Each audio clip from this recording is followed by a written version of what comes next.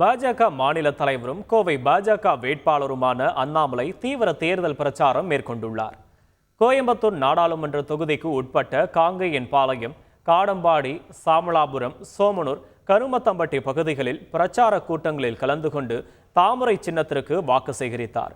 வரும் 2026ஆம் ஆண்டு தமிழகத்தில் பாஜக ஆட்சிக்கு வரும்போது தமிழகம் முழுவதும் டாஸ்மாக் கடைகள் மூடப்படும் என்றும், கோவை தொகுதியின் உட்கட்டமைப்பு மேம்பட, குடிநீர் பிரச்சனைகள் தீர, சாலைகள் மேம்பட, குழந்தைகளுக்கு சிறப்பான கல்வியை எதிர்காலத்தையும் உருவாக்க பாஜகவிற்கு வாக்களிக்க வேண்டும் என கேட்டுக்கொண்டார். உலக அரங்கில் மிக வலிமையான தலைவராக இருக்கும் பிரதமர் மோடி 3வது முறையாக பிரதமராக பொறுப்பேற்கும் போது அவரது கரங்களை வலுப்படுத்த அண்ணாமலையாகிய தனக்கு கட்சி வேறுபாடின்றி தாமரை சின்னத்தில் வாக்களித்து பெருவாரியான வாக்குகள் வித்தியாசத்தில் வெற்றி பெற செய்ய வேண்டும் என்று அவர் கேட்டுக்கொண்டுள்ளார். செய்திகளை உடனுக்குடன் தெரிந்து கொள்ள உடனே சப்ஸ்கிரைப் பண்ணுங்க.